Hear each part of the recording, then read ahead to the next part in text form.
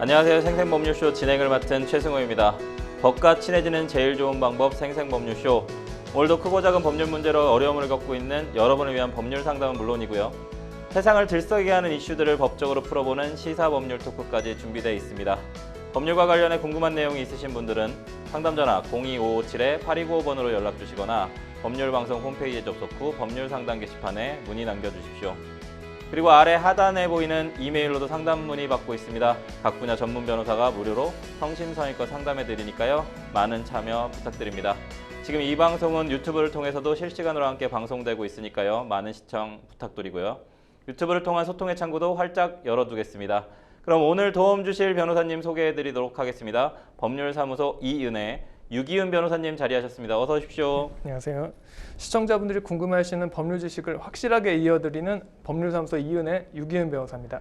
네, 변호사님. 오늘도 억울하고 답답한 분들에게 명쾌상쾌, 통쾌한 상담, 유익한 상담 해주시길 기대해 보도록 하겠습니다. 네, 생생법률쇼. 그럼 오늘 접수된 상담 미리 살펴볼까요? 보증금 돌려받으려면 셀프 낙찰이 최선일까요? 7개월째 임금을 못 받고 있어요. 면접교섭권 지켜줘. 동창생의 악행을 공개하고 싶어요. 까지 다양한 분야의 상담이 접수되었습니다. 잠시 후 변호사님과 함께 속 시원한 해결책 찾아보도록 하겠습니다. 시청자 여러분도 어떤 해결책이 제시가 될지 계속해서 함께 지켜봐 주시기 바라겠습니다. 생생법률쇼 첫 순서는 시청자 여러분이 법과 친해지길 바라면서 법적인 상식을 굵고 짧게 설명해주는 시간, 금요일에는 새롭게 시행되는 법령을 한눈에 쏙 살펴보는 이달의 법령 함께 합니다.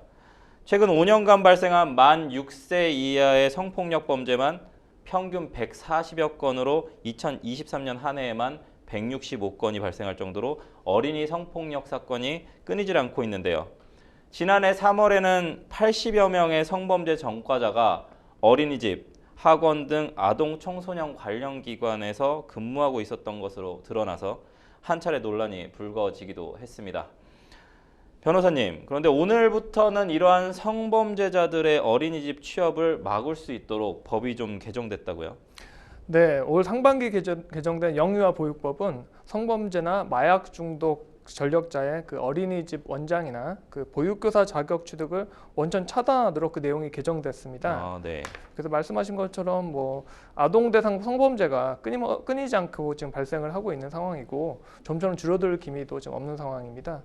또 그 어린 아이들을 대상으로 하는 범죄들은 어린 아이들이 의사 표현이 좀 제한이 되다 보니까 그렇죠. 사실 발생을 한번 하면 이 적발하기도 쉽지가 않고 또 그 아이한테 그 평생 가는 상처가 된다는 점에서 예방을 최우선으로 할 수밖에 없습니다. 그런 점에서 성범죄 전과자 등이 어린이집에 근무하는 것을 원천적으로 차단해야 된다는, 그래도 이런 내용을 개선해야 된다는 지적이 계속 있어 왔는데요. 종전에는 유치원, 초, 중, 고등학교 등에만 적용되어 학교 등의 교사 자격 금지 요건이 있긴 했는데 이게 이제 영유아 보육법도 개정을 해서 이를 어린이집으로까지 확대를 한 겁니다. 이로써 성범죄 전과자와 마약 중독 전력자의 교사 자격 금지 요건이 대폭 강화되어서 24년 9월 20일, 그러니까 오늘부터 이제 마약이나 성범죄자들이 어린이집에 대한 취업이 근본적으로 막히게 되므로 어린이집 범죄 안전망이 한층 강화될 것으로 보입니다. 네, 최근에 어린이집 관련된 문제들이 되게 많았던 것 같아요. 뭐 아동 학대나 뭐 폭력도 있었는데 성범죄 전과자가 사실 아까 보면서 좀 놀라긴 했는데 80여 명이 취업을 해 있는 상태, 이런 거는 좀 약간 문제였지 않는가. 근데 그러면 결국은 초중고등학교 유치원 포함해서 어린이집까지 지금 이제 원천적으로 전과자가 취업이 제한된 거죠. 취업이 제한된다. 그럼 뭐 보육 교사들만 그런 건가요? 아니면 거기에 일하는 그냥 다른 일을 해도 그런 걸까요? 그 어린이집 같은 경우는 보육교사 자격이 있어야 일을 할 수가 있어요. 하니까요. 그러면 어찌됐든 아이들을 가르치는 사람들은 못한다라고 좀 이해하면 될까요? 네, 알겠습니다. 다음으로 소개할 법령은 국민체육진흥법입니다. 지난 2020년 6월 감독과 팀닥터 그리고 동료 선수로부터 폭행과 폭언 등의 가혹행위를 견디지 못하고 스스로 목숨을 끊은 트라이애슬론 철인 3종 경기죠. 트라이애슬론의 국가대표 고 최숙현 선수 사태를 계기로 해서 그해 8월 4일 제정된 법인데요. 그간 체육계 인권 침해 및 스포츠 비리 행위를 알게 되거나 의심이 있을 경우 스포츠윤리센터나 수사기관에 신고하도록 의무를 두고 있었습니다. 근데 이를 위반해서 인권 침해 행위를 묵인 또는 축소, 은폐하더라도 이를 제재할 수 있는 수단이 없었기 때문에 피해자 보호와 인권 침해 및 비리 행위 근절에 한계가 있었습니다. 변호사님, 그런데 앞으로는 이런 제재할 수 있는 좀 법적 근거가 마련됐다고 하는데 어떤 내용인가요? 국민체육진흥법이 개정이 되면서 네네. 누구든지 체육계 그 인권 침해 및 스포츠 비리에 해당하는 사항이 발생을 하면 스포츠윤리센터나 수사기관에 신고를 할 수 있도록 하였고 스포츠윤리센터의 인권 침해에 대한 조사 권한도 부여를 했으며 이어 누구든지 신고에 대한 조사 등에서 진술 증언을 하거나 자료를 제공하는 때에 체육계 인권 침해 및 스포츠 비리 사실을 고의적으로 누락하거나 사실과 다르게 설명하는 등 축소, 은폐하지 못하도록 하는 내용이 있는데 앞으로 이를 위반 시 500만 원 이하의 과태료를 부과할 수 있도록 이제 개정이 됐습니다. 또한 신고 방해, 취소 강요 등 신고 의무 위반의 경우에도 마찬가지로 500만 원 이하의 과태료를 부과하도록 해서 그 스포츠윤리센터 조사와 신고 의무제도의 실효성이 좀 확보가 됐다 이렇게 볼 수 있을 것 같습니다. 신고 의무제도의 실효성은 좀 확보가 됐고 가장 좀 소개할 만한 게 누구든지 할 수 있는 거네요. 네, 그렇습니다. 누구든지 인권 침해 관련된, 그러니까 그쪽과 관련되지 않은 사람이더라도 할 수 있다는 거죠. 아무래도 내부적인 부분에 대해서는 신고자가 쉽게 신고하지 못하는 측면들이 좀 있는데 아무래도 특성이 있겠죠. 예. 피해자들이 참 신고하기가 좀 어려운. 그렇죠. 이게 법이 계속 개정되었는데 스포츠윤리센터와 비슷한 조직이 과거에도 문체부 산하에도 있고 대학체육회 산하에도 있고 장애인 체육회 산하에도 있고 막 그런데 이걸 합해서 스포츠윤리센터들이 만든 거거든요. 예, 근데 이제 그동안 뭐 과태료나 이런 제재 조항이 좀 없었는데 이걸 추가해서 이제 종합적으로 강화를 했다 이렇게 보시면 될 것 같습니다. 스포츠윤리센터뿐만이 아니라 수사기관에도 신고를 할 수 있게 한 부분이 조금 더 소개할 만한 부분인 것 같아요. 원래 이게 있나요? 수사기관에 신고할 수 있도록 한 게 이번에 들어온 거죠? 예, 근데 수사기관 자체는 뭐 원래 수사권이 있긴 하니까 원래는 할 수 있는 거긴 한데 어쨌든 이거는 조사하는 그 과정을 좀 보호하겠다 이런 취지가 있는 것 같습니다. 어쨌든 뭔가 피해자 구제에 조금 더 실효성 있는 방안이 되었으면. 그렇죠. 이게 아무래도 내부적인 얘기를 쉽게 꺼내기 힘든 환경을 좀 반영을 한 것 같습니다. 그렇군요. 뭔가 국민체육진흥법이 개정된 것이 피해자 인권 보호에 조금 더 도움이 됐으면 좋겠습니다. 다음은 지난해 공연법 개정에 이어서 운동경기 입장권 등에 대해서도 매크로 프로그램, 좀 요즘 계속 문제가 되고 있는 이 고가 암표 사실은 좀 이런 맞습니다. 거래 때문에인 것 같은데 이용한 암표 판매 행위를 처벌할 법적 근거도 마련됐다고요. 네, 매크로 프로그램을 이용한 운동 경기 입장권 등의 부정 판매를 금지하고 위반 시 1년 이하의 징역 또는 1천만 원 이하의 벌금으로 처벌하는 근거도 마련이 됐습니다. 먼저 지난해 공연법이 일단 개정이 되면서 공연 등의 경우에는 매크로를 이용한 부정 판매를 처벌하는 조항이 마련되었었는데요. 이어서 최근 국민체육진흥법 개정으로 운동경기 입장권 등에 대해서도 부정 판매 처벌 근거를 마련함에 따라 공연과 운동경기 등에서 이제 전부 다 암표 판매를 예방하고 단속 처벌을 강화함으로써 공정한 유통 질서를 확립하고 이용자를 더욱 보호할 수 있을 것으로 기대되고 있습니다. 상당히 좀 문제가 많았어가지고 특히나 뭐 MLB나 뭔가 세계적인 선수들 오는 경기들마다 항상 좀 이런 게 문제였던 것 같아요. 뭐 공연은 워낙에 또 심각하지 않습니까? 뭐 구할 수도 없고. 변호사님도 구해보신 적 있으신가요? 저는 사실 애초에 포기를 해가지고 뭐 우리 뭐 임영웅 가수나 아니면 BTS 콘서트 같은 경우에는 구할 수가 없으니까 그런 거 좀 안 좋아하시나요? 부모님 효도. 그러니까 원래는 이제 좀 이런 것들이 젊은 분들 위주였는데 요즘은 임영웅 씨라든지 해가지고 효도로 이렇게 그걸 해야 된다 이런 압박들이 들어오더라고요. 근데 이게 쉽지가 않으니까 저는 이거 구할 수도 없다 이렇게 말씀을 드려놨는데 운동 경기도 우리 손흥민 선수 경기나 이런 것들도 구하기 어렵지 않습니까? 맞습니다. 어쨌든 이런 어떤 부정하고 불공정한 어떤 거래 행위들이 발생하지 않고 누군가 특정인이 이익을 받을 수 있는 그런 상황들이 좀 개선됐으면 좋겠습니다. 1914년 인감증명서 제도 도입 이래로 쭉 관공서를 방문해야만 인감증명서를 발급받을 수 있어서 많은 국민들이 불편을 호소하기도 했었습니다.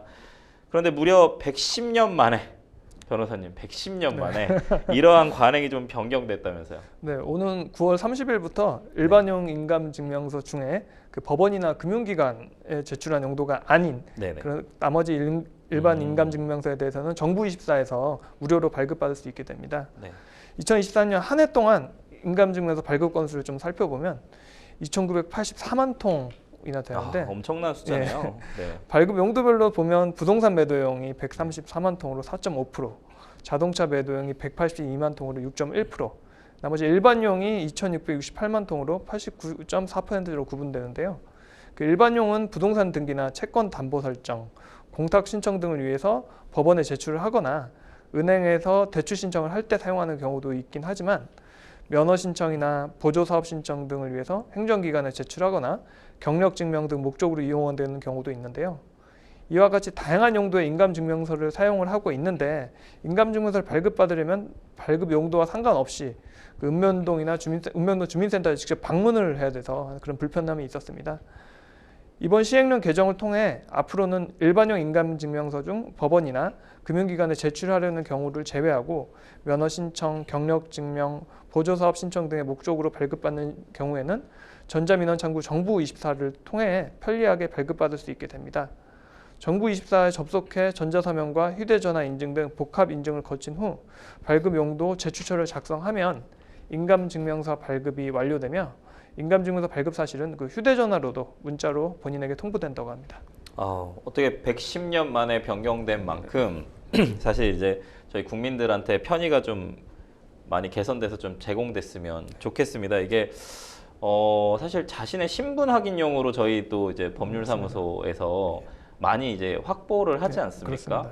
서로 이렇게 거래를 하거나 에스크로 계약을 하더라도 당신의 신분이 그 당사자가 맞는가에 대한 확인을 하기 위해서 인감증명서를 요구하는 경우들도 있는데 그렇죠, 변호사님? 예, 그런 거 저도 참 편리하겠다는 생각을 이걸 보면서 많이 그렇죠. 했습니다. 예. 사실은 주민등록 등본만큼 사실 많이 사용하는 것 같은데 맞습니다. 예. 도장을 찍으면 또 그 도장하고 같이 또 확인해야 되는 서류이기 때문에 뭔가 이렇게 법이 개정이 돼서 상당히 좀 편의가 개선될 수 있을 것으로 좀 기대가 됩니다. 네. 지금까지 새롭게 시행되는 법률을 살펴보는 이달의 법령 함께 했습니다. 여러분은 지금 생생법률쇼와 함께하고 계십니다.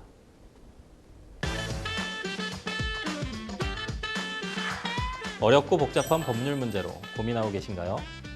그렇다면 생생법률쇼가 도와드리겠습니다. 생생법률쇼에선 민사, 형사, 가사 등 각 분야 전문 변호사들이 매년 800여 건의 법률 문제를 속 시원하게 해결해드리고 있는데요.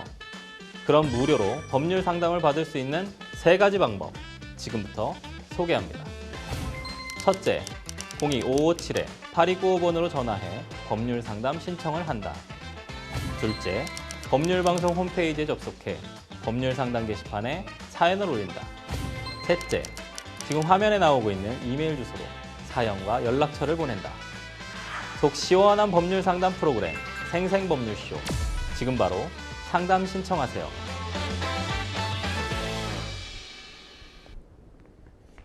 지금부터는 생생법률쇼가 자랑하는 성심성의 무료 법률 상담 시작해 보도록 하겠습니다. 전화 상담 연결돼 있는데 받아보겠습니다. 안녕하세요.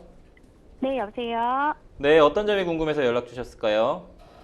예, 안녕하세요. 네. 제가 그 2년 전인 22년 4월에 그 수원에 있는 그 빌라를 전세로 2억 5천에 지금 계약을 해서 살고 있었고요. 네네네. 예, 근데 이제 2년 만료되는 시점에 이사를 원해서 그 주인분한테 말씀을 드렸더니 이제 그 시세가 많이 떨어져서 2억 5천에 들어올 사람이 없다고. 예, 그래서 보증금을 또 보증금 자체를 이렇게 본인이 반환을 해줄 수도 없다고. 예, 그렇게 지금 계속 얘기를 하고 있는 상황인 거예요. 근데 저희가 그 당시에 계약을 하면서 전세 보증보험도 가입을 하려고 했는데 이게 전세 보증금 대비해서 매매가가 똑같았거든요. 예, 그러다 보니까 보증보험도 지금 가입이 안 되어 있었던 상황이고, 근데 주인은 이제 막무가내로 무조건 본인은 줄 돈이 없다, 지금 이렇게만 버티고 있어서, 지금 저희가 그 전세보증금 상환 소송까지도 지금 진행 중에 있거든요. 뭘 진행 중이시라고 말씀하셨죠? 다시 한 번만. 보증금 상환하는 거예요. 아, 보증금 상환 네. 소송이요? 네. 아, 소송 진행하시고 계세요? 네, 그래서 지금 네네. 지난주에 그 9월 9일에 1차 이거 조정 신청으로 해서 네네. 예, 그 출석하라고 해서 갔었는데 임대인분은 안 나타나셨고요. 네네. 네, 이제 판사님이 그 임대인분한테 이렇게 전화 연결을 했더니 네. 본인은 끝까지 줄 돈이 없다고 네. 그냥 저희한테 2억 3천에 그냥 매매해가라고 그렇게만 얘기를 했다고 하시더라고요. 네네네.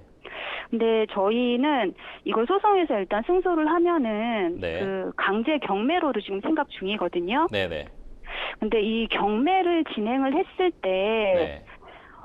저희가 그 낙찰받는 금액을 지금 그 시세라든가 이런 거를 좀 알아보니까 이게 한 1억 5천? 이 정도대나 낙찰을 받을 수 있다고 지금 예상을 하시더라고요. 네. 그랬을 경우에 저희는 이제 보증금이 원래 2억 5천인데 네. 그럼 나머지 1억에 대해서는 이걸 못 받는 건지 네. 아니면 받을 수 있는 건지 그리고 네. 또 한 가지는 그 취득세 부분을 네. 뭐 저희가 받는 낙찰가에다가 네. 기존에 저희가 있었던 또 보증금 2억 5천도 합쳐가지고 계산을 해야 한다라고 그렇게 또 얘기를 하시는 분들이 계시거든요. 네. 그래서 이 부분이 어떤 게 맞는 건지 좀 궁금해서요. 네네. 우선은 약간 좀 옆에서 유기훈 변호사님 나와 계시거든요. 우선은 네. 유기훈 변호사님 상담 받아보도록 하겠습니다. 네. 네. 아, 예, 안녕하세요. 제가 몇 가지 좀 여쭤보겠습니다. 그 네네. 빌라라고 하셨는데 뭐 몇 가구나 이렇게 있는 건물인가요? 다세대로 들어가 있고요. 예.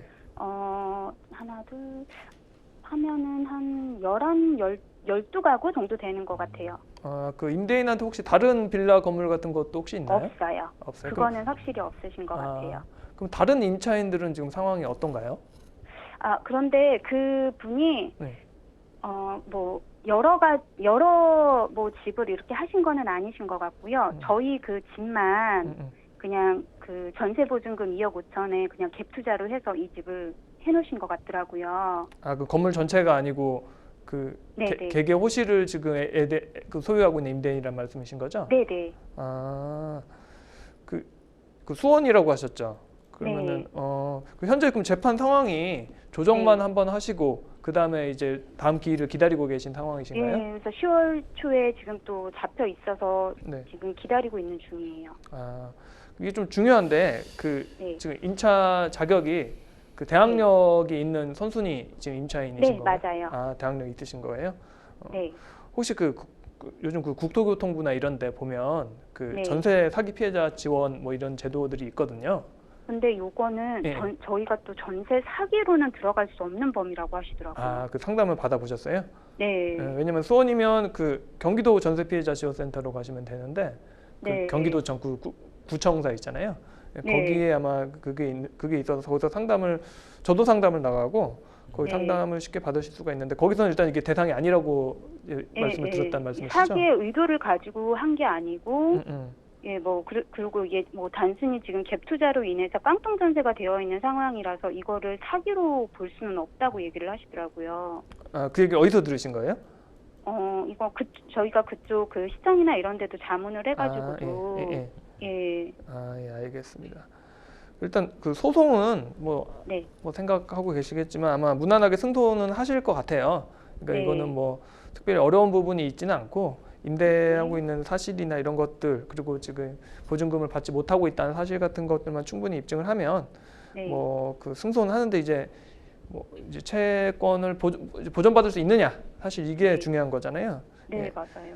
근데 이제 최근에 그 전세왕 뭐 사기 사건이나 전세 사기 사건이 워낙 많아요. 특히 이제 그 수원이나 이제 경기 남부에도 굉장히 많이 있고 아파트나 이런 거면 모르겠는데 좀 빌라나 다세대 주택들 같은 경우는 사실은 제값을 못 박는 경우가 꽤 있습니다. 이게 일단 뭐 냉정하지만 이게 좀 현실이고요. 그래서 냉정하게 말하면 보증금 전액은 이제 못 받는 경우도 발생할 수도 있다. 이런 부분들은 뭐 어쩔 수가 없는 부분들이 좀 있고 목표를 그래서 좀 피해를 최소화하는 방향으로 좀 잡으셔야 되는 게 있어요. 저도 좀 이렇게 답변 드리는 게 안타깝긴 한데 뭐 임대인이 이제 채무자가 본인이 아무것도 없고 자력이 전혀 없는 상황이라면 사실 네. 판결문이 있어도 그걸 집행하는데 한계가 있거든요. 예, 그런 점을 좀 말씀을 드리는 거고 네. 일단은 뭐 그 경매 말씀을 하셨는데 그 최악의 경우로는 경매로 이렇게 해가지고 임차인이 낙찰을 받고 그 보증금으로 이제 상계하는 방법들이 이제 뭐 생각해 볼 수는 있는데 네. 이 경우는 이제 경우의 수가 이제 대항력을 갖췄는지 안 갖췄는지에 따라서 이게 내용이 좀 달라져요. 예, 그래서 네, 좀 저희는 대항력이 갖춰져 있어요. 있어서 아마 아까 그 말씀하신 뭐 취득세나 그런 얘기들을 들으신 것 같은데 좀 설명을 간략하게 드리면 그 대항력을 갖춘 임차인은 그 이제 민법에 보면은 그 혼동이라는 법리가 있어요. 그러니까 혼동이라는 게 채권자, 채무자가 이제 동일한 사람이 되는 거죠. 채권 채무가 동일한 주체한테 귀속되니까 뭐 이렇게 딱 소멸이 돼 버리는 거죠. 채권 채무가. 예. 그러니까 대항력을 이제 갖추고 있으면 경매에서 이제 낙찰받은 새로운 임대인한테 내가 임차인이라고 주장을 할 수가 있어요. 저랑 계약을 한 적이 없어도 새로운 낙찰받은 낙찰자한테 내가 임차인이니까 이렇게 임차권을 주장해서 대항할 수가 있고 그 사람한테 이제 그 돈도 달라고 할 수가 있게 되는데 이 경우 같은 경우는 이제 임차인이 내가 이제 낙찰을 받으면 내가 임대인이 돼버리는 거예요. 그러니까 임대인 겸 임차인이 돼버리니까 이 임대차 보증금이 혼동으로 소멸하게 되는 거죠, 법리상. 그래서 이제 그게 없어진다. 뭐 이런 얘기들이 이제 나오고 있는 거고. 반면에서 이제 뭐 추가적으로 이 사안은 아니지만 대항력이 없는 임차인 같은 경우는 경매에서 낙찰을 이제 받은 임대인한테 자신 임차인이라고 이제 주장을 할 수가 없게 되니까 이 경우에는 뭐 상계로 낙찰을 받아도 뭐 혼동이 되지가 않아서 차액을 임대인에게 청구할 수는 있게는 돼요. 다만 이 경우는 워낙 이제 처음부터 받는 금액 자체가 적기 때문에 뭐 이게 큰 메리트가 되는 건 아닌데 이 취득세 관련된 부분도 이제 비슷한 논리에서 좀 연장이 되는 거예요. 그래서 대항력 가진 임차인은 그 임대차 보증금까지도 이제 취득한 걸로 일단 보고 있어요. 그러다 보니까 낙찰 가액에서 임대차 보증금이 붙으면 이게 추가로 이게 그것까지 해서 취득세를 계산하게 되고 나중에 이제 근데 대신 뭐 양도를 하실 때도 이때 취득가액을 근거로 시작이 되게 되니까요. 예. 다만 이제 그것 때문에 낙찰 가액이 굉장히 떨어질 거예요. 그러니까 대항력 있는 임차인이 있기 때문에 그것 때문에 그 낙찰가가 굉장히 떨어질 것으로 유도가 될 수가 있고 반면에 아까 이제 뭐 대항력 없는 임차인은 그냥 낙찰 가액이 그대로 이제 취득 가액이 돼버리는데 지금 같은 경우는 이제 그렇게 될 수가 없는 상황인 거죠. 예. 그러면 저희가 만약에 지금 소송까지 승소를 하고 난 이후에 이 지금 그 임차 등기한 이 부분을 없앨 수는 없는 거죠. 그래서 경매를 진행을 하거나 이럴 수도 있는 방법이 있나요? 그냥 이제 경매를 진행하셔가지고 일단 판단을 하셔야 되는데 거기서 이제 누군가 낙찰을 하겠다고 하면 그 위치를 좀 보셔야 될 것 같아요. 위치가 좋으면 근데 아직도 뭐 좀 가격을 괜찮게 받는 경우가 있거든요. 그러면은 이제 그 낙찰자한테 좀 선순위 좀 대항력이 있으시니까 대항력을 주장하셔가지고 그분한테 받으시면 되는 거고. 예. 지금 상담자님 물어보시는 건 아마 임차권 등기 명령을 지금 하신 것 같은데 그 등기를 없애고 경매에 들어가면 이제 대항력이 없는 걸로 보일 수 있느냐 약간 이런 물어보시는 것 같아요. 네, 맞아요. 그거는 이제 안 됩니다. 네, 이 등기랑은 전혀 상관이 없거든요. 네. 그렇구나. 그러면 저희가 일단은 무조건 그 경매로 진행했을 때 저희가 낙찰을 받게 되면은 낙찰받는 금액이 끝이지 나머지 금액에 대해서는 이제 더 이상 임대인한테는 요구를 할 수 없다라는 거죠. 네, 그렇습니다. 예. 그래서 만약에 그 세무적으로도 만약에 그 아까 말씀드린 그냥 낙찰가액으로만 신고를 하시면 그런 경우 왕왕 있거든요. 나중에 불성실 가산세 붙고 막 그런 상황이 왕왕 있습니다. 예. 그러면 저희가 일단은 이걸 승소를 하게 됐을 때 지금 기존 그 임대인분한테 할 수 있는 게 강제 경매 아니면 뭐 계좌 동결이라든가 뭐 이런 것도 조치를 취할 수 있다고 하던데 그 판결문 가지고 저희가 할 수 있는 범위가 그러니까 구체적으로 좀 어떤 것들이 있는지 좀 궁금해요. 이거 일반적인 채권자 자격으로 이제 추심을 할 수 있는 범위까지 이제 할 수가 있는데 대략적으로 말씀드리면 다만 이제 일반적으로 소송 안 해보신 분들한테는 좀 안타깝긴 한데 이제 판결문이 있다고 해서 법원에서 일단 추심 서비스 기관처럼 이렇게 일목요연하게 정리해서 이렇게 뭐 갖다 주거나 그러지는 않습니다. 그래서 이제 판결문 가지신 이제 채권자가 하나하나 또 추가적으로 신청을 계속 해야 돼요. 근데 이제 판결문이 나오면 이제 법률 관계는 정리가 된 거고 나머지 이제 좀 집행 이제 추심 절차만 남은 건데 상대방의 자산을 모르기 때문에 일단은 많이 하는 것이 재산 명시 신청을 보통은 많이 하고요. 이건 신청을 하면 뭐 이거 결과만 그 상대방한테 재산 목록을 내라고 판사님이 명령을 내릴 거예요. 그걸 상대방이 받고 뭐 이행하지 않거나 아무것도 안 하면 뭐 최대는 뭐 20일 이내 감치하거나 뭐 이런 뭐 좀 제재가 좀 있고 또 허위 목록 제출하거나 이러면은 뭐 3년 이하 징역 또는 500만 원 이하 벌금에도 좀 처할 수가 있게 되는데 근데 그 임대인 약고 고령이라 그러시고 뭐 그러셔서 이런 부분이 좀 잘 진행이 안 될 수도 있어요. 그리고 뭐 진행이 되더라도 뭐 말씀하신 것처럼 아무것도 없다. 뭐 이렇게 나올 수도 있고 그렇게 되면은 이제 재산명시 신청으로도 뭐가 확보가 안 되니까 그런 경우에는 재산조회 신청을 이제 추가적으로 할 수 있게 되고 그 한 달 정도 걸릴 텐데 그걸 하시면 되는데 이 부동산 같은 경우는 뭐 한 2년 정도까지 소급해서 조회가 되는데 근데 이제 나머지 금융기관 조회는 이제 좀 시간이 그 이제 명령 받고 난 이후고 그런 식으로 해서 하나하나 밟아 가신 다음에 그 발견한 재산에 대해서는 또 별도로 추심하는 절차를 밟으셔야 돼요.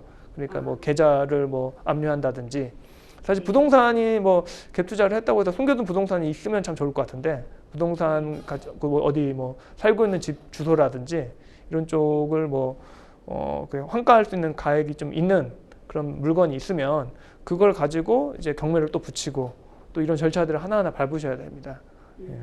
그러면 저 마지막으로 궁금한 게 그러면 저희가 이게 경매가 아니라 지금 그 1차 조정 신청에서 그 임대인분이 판사님한테 얘기했던 대로 그냥 저희도 그냥 보증금 좀 차감되는 걸로 해서 만약에 뭐 한 2억 2, 3천 정도 현재 그냥 그 실제 지금 시세대로 해서 이 집을 그냥 저희가 매매를 한다고 했을 때요. 네네.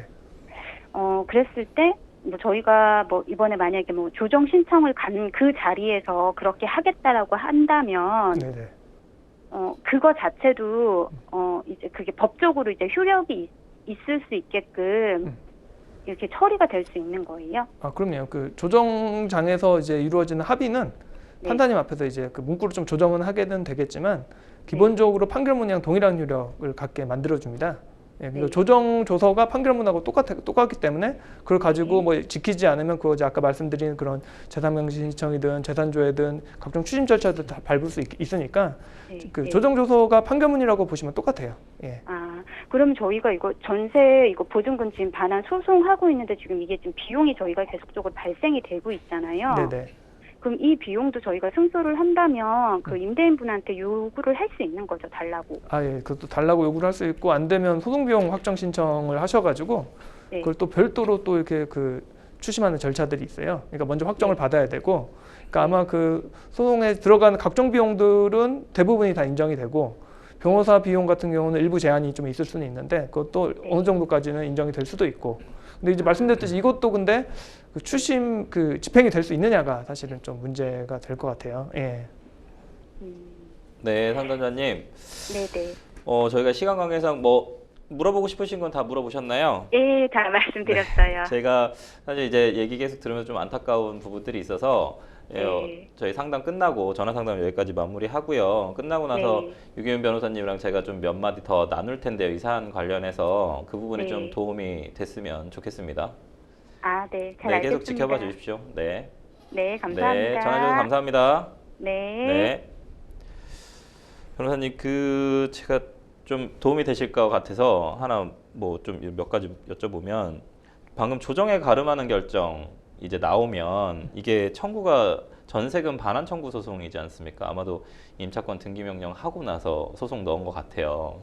근데 보증금 반환하는 청구에서 매매할 수 있는 조정에 가름하는 결정도 나올 수 있을까요? 네, 그렇게 충분히 합의가 되면 네. 조정장에서 그렇게 정리를 할 수 있습니다. 소유권 이전해줘라라는 내용도 나올 수 있고 아까 취득세 관련한 얘기도 해주셨고 사실은 좀 악덕 임대인들 요즘에 좀 많아서 정부에서도 약간 이렇게 좀 리스트 발표도 하고 그랬는데 지금 같은 경우에는 사실 80대 후반의 고령의 임대인이고 난 재산이 없으니까 이거 그냥 가져가라 라는 표현인데 사실 재산이 없으면 받아올 수 있는 방법은 없지 않습니까? 지금 이게 집행에 대한 내용이니까요. 본안 소송은 뭐 승소 판결로 끝날 것 같은데 집행 영역에 들어가서는 좀 어려울 것 같아서 아마 이제 뭐 포기를 해야 되는지 이 부분에 대한 궁금증이 좀 있으신 것 같아요. 지금 같은 경우에는 회수 가능성이 그래도 있다고 보시나요? 없다고 보시나요? 그래서 임대인들이 근데 이제 협상에서 좀 유리한 지위를 차지하려고 좀 뭐 소위 이제 배째라로 이렇게 하는 경우도 있어서 막상 판결문을 받고 또 이렇게 조회를 하다 보면 재산이 또 있는 경우도 있거든요. 그렇죠. 또 갭 투자를 하시는 분들이 실제로 지금 자산 가치가 하락해서 돈이 없을 수도 있는데 기본 자산이 좀 있으신 분도 있을 수가 있어요. 본인 집이라든지 이런 자산이 있을 수는 있어서 그래서 이 부분도 좀 판단을 하셔야 될 것 같아요. 근데 일단은 뭐 시작점은 판결문을 받아서 그게 있어야지 뭐든 이제 할 수가 있으니까. 그래서 결국은 재산 명시를 신청해보고 안 되면 이제 재산 조회를 해서 그 사람의 자동차, 집 이런 거 있으면 거기에 압류 들어가고. 그렇죠. 근데 압류 절차도 근데 사실은 부동산이나 뭐 이런 거는 그나마 좀 나은데 좀 뭐 각종 동산들은 또 뭐 이렇게 현실에서는 또 막상 깔끔하게 끝나지가 않아서. 저희가 이제 뭐 드라마에서 많이 보는 빨간 딱지 붙이는 유체동산 압류도 해볼 수 있을 거고. 있긴 합니다. 진짜로 재산이 없고 다 뭐 예를 들어 자녀의 집에서 거주를 하신다거나 자동차도 뭔가 다른 사람 명의의 자동차에 산다 뭐 이렇게 타고 다닌다거나 뭐 계좌에는 아무것도 없다거나 하면은 못 받는 거잖아요. 못 받죠. 그리고 만약에 이러다가 이제 고령이셔가지고 만약에 뭐 나중에 채권을 들고 있는 상태에서 이제 나중이라도 돌아가시면 사망하시는데 그러면 이제 자녀분들이 상속을 받게는 되는데 또 부채가 많으면 뭐 상속 포기하거나 뭐 한정손님 받거나 이럴 것 같아서 그럴 때는 또 포기해야 되는 부분이다. 근데 어쨌든 거기까지 혹시 나올 수도 있으니까 노력은 해봐야 된다라는 말씀까지 해주신 것 같습니다. 우리 상담자님한테 딱 한 말씀만 더 해주시면 뭔가 기억해야 될 만한 게 있을까요? 그래도 아까 제가 여쭤보니까 대규모로 이렇게 그 전세 피해를 입힌 그런 케이스들은 아닌 것 같아요.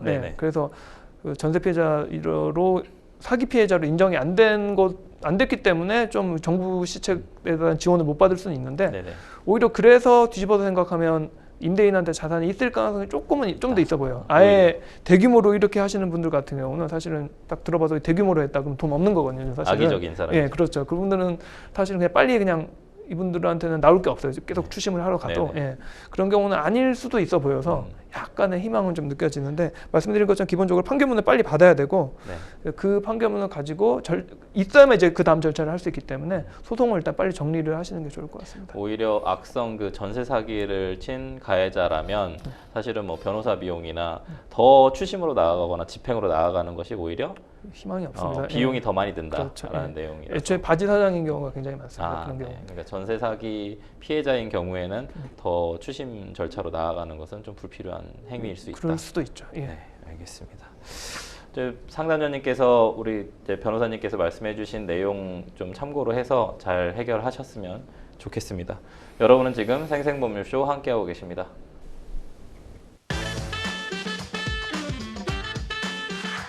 어렵고 복잡한 법률 문제로 고민하고 계신가요? 그렇다면 생생법률쇼가 도와드리겠습니다.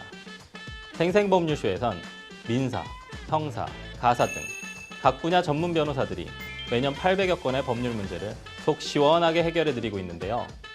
그럼 무료로 법률 상담을 받을 수 있는 3가지 방법 지금부터 소개합니다. 첫째, 02-557-8295번으로 전화해 법률 상담 신청을 한다. 둘째, 법률방송 홈페이지에 접속해 법률 상담 게시판에 사연을 올린다. 셋째, 지금 화면에 나오고 있는 이메일 주소로 사연과 연락처를 보낸다. 속 시원한 법률 상담 프로그램 생생법률쇼. 지금 바로 상담 신청하세요.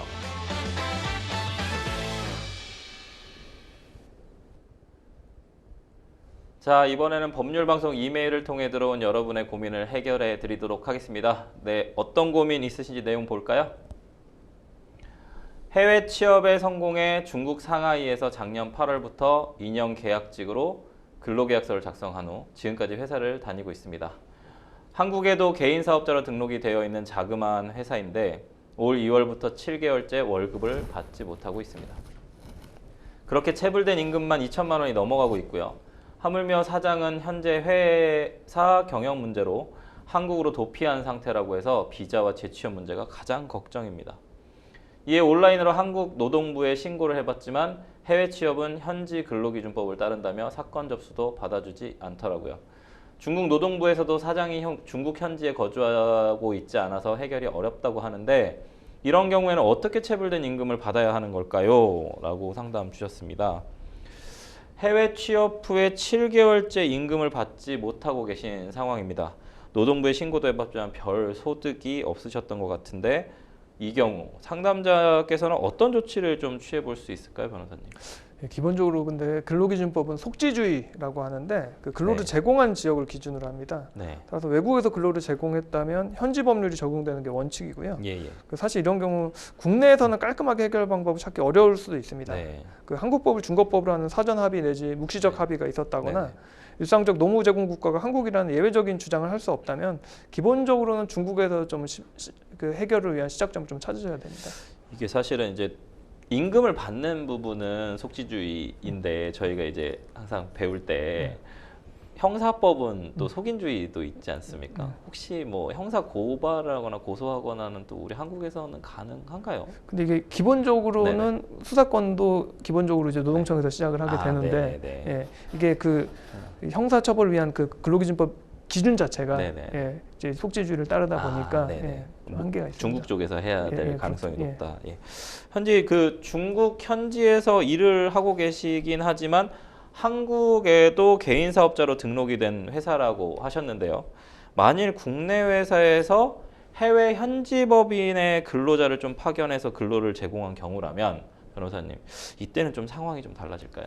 이런 경우는 이제 한국 기업이 한국인이나 이제 한국에서 근로계약을 체결하고 한국인이 파견되어서 이제 외국에 가서 일하는 경우가 있을 수가 있고 이런 경우들은 묵시적으로 우리나라 근로기준법을 중국법을 선택했거나 일상적 노무제공 국가를 우리나라로 봐야 될 가능성이 커서 우리나라 법이 좀 적용될 가능성이 커집니다. 실제 이 경우에는 법원이나 이제 노동청 행정해석이 우리나라 법을 적용할 수 있다고도 보고는 있습니다. 아, 그렇군요. 지금 상황에서 상담자님께서는 민사소송을 좀 진행하는 것이 실익이 있을지 아니면 한국과 중국 중 또 어디에서 진행을 하는 것이 좀 유리할지 이 부분 좀 설명해 주시죠. 이거에 좀 깔끔하게 정리는 안 될 것 같은데 관할이나 중국법 문제가 기본적으로 좀 발생할 가능성이 좀 있어요. 계속. 그래서 상담자도 현재는 한국에 아니라 중국에 지금 체류하고 계신 것 같아서 중국에서 일단 민사소송 제기하시는 게 좀 나을 수도 있고 승소 판결 받은 다음에 국내에서 집행을 하시려면은 국내로 가져와서 이 집행 판결을 또 받으면 됩니다. 중국 판결문을 가지고 와서 하는 건데 실제로 절차적으로 좀 복잡은 한데 중국 법원 민사 판결문이 국내에서 인정되는 경우들이 집행해서 종종 있긴 합니다. 근데 일단은 근데 이제 그 해외 그 중국 업체는 법인이고 우리나라는 이제 개인 사업자면 일단 법인이랑 이게 개인 사업자가 다르니까 벌써 여기서부터 근데 좀 한계가 있을 수가 또 있고 또 이제 그 집행 판결을 받는 절차들이 또 번역 문제부터 해가지고 절차적으로 복잡하고 비용도 좀 많이 들 수가 있습니다. 금액이 크지 않다면 오히려 더 배보다 배꼽이 클 수 있다라는 부분 말씀해 주신 것 같은데 중국에서 판결을 받아서 한국에서 집행도 가능하군요. 해외에서 뭐 중국뿐만 아니라 해외에 있는 그 저기 여러 나라들 특히 좀 계약이 되어 있는 국가 간의 미국도 그렇고 그거 가져와서 집행 판결을 우리나라 별도로 또 받아야 됩니다. 그렇게 한 다음에 그러면 집행 판결문 자체가 그 판결문대로 이렇게 뭐 중국 법원에서 인정한 뭐 이렇게 취지가 나와요. 청구 취지가. 그래서 주문이 그렇게 나오면 집행이 될 수는 있는데 절차적으로 복잡해지죠. 확실히. 네, 그렇군요. 상담자님 같이 좀 해외 취업 후에 임금 체불 등의 문제가 좀 불거지면 가장 먼저 어떻게 대응을 좀 해야 될까요? 이 상당히 좀 많거든요. 해외 취업하시는 분들. 사실 제일 좋은 거는 우리나라로 끌고 오는 게 사실은 저기 본인 입장에서 제일 좋은데 그러려면 이제 근로계약서를 포함해서 기본적인 임금 관련 자료들도 뭐 이건 기본적인 거니까 확보가 좀 돼야 될 것 같고 이제 우리나라로 끌고 오려면 그 실질적으로는 국내 업체가 이걸 이렇게 운영을 하고 있다라거나 그 근로자들도 국내 업체에서 좀 지휘를 하고 있다거나 뭐 근무 장소나 국내 복귀가 이제 손쉽게 가능하다거나 뭐 이런 내용들을 우리가 좀 입증을 할 수 있어서 우리나라 근로기준법이 적용돼야 된다는 주장을 할 수가 있어야 돼요. 그런 관련된 자료들을 좀 확보를 해두면 좋을 것 같습니다. 아, 그렇군요. 당장 좀 퇴사를 한다고 해도 비자 문제로 더 이상 해외에 거주하지 못하게 될까 봐 좀 걱정을 하고 계세요. 상담자님께서. 이처럼 어렵게 해외 취업에 좀 성공을 했지만 임금체불 등의 문제로 취업을 포기하고 국내로 좀 다시 돌아오는 사례가 빈번한가요? 네. 아무래도 해외에서는 좀 말도 잘 통하지 않고 맞아요. 예. 가장 큰 게 이제 법과 제도를 잘 모르는 게 가장 맞습니다. 문제입니다. 네. 그러다 보니까 체불 당하고도 보호를 못 받는 경우가 왕왕 있는데, 네. 근데 이건 꼭 외국이 우리나라보다 나빠서 발생하는 문제는 아니고 그 이제 이런 제도들을 우리가 잘 몰라서 그런 것도 있습니다. 사실 저도 개인적으로 경험하고 있는 노무 사건들은 네네. 대부분이 그 외국인 사건들이 좀 많았거든요. 맞습니다. 예, 네. 한국 분들은 사실 알아서 잘 네네. 대응을 하시다 그렇죠. 보니까 그래서 이게 반대의 경우로 좀 생각을 해보시면 될 것 같죠. 아, 네. 예. 올해 상반기에만 좀 임금 체불액이 1조 400억 원, 400여 원이요, 436억 원인데 지난해에 이어서 올해도 좀 국내 임금 체불 문제는 좀 심각한 상황입니다. 이에 대해서 좀 정부에서 대응책을 마련하고 있을까요? 네.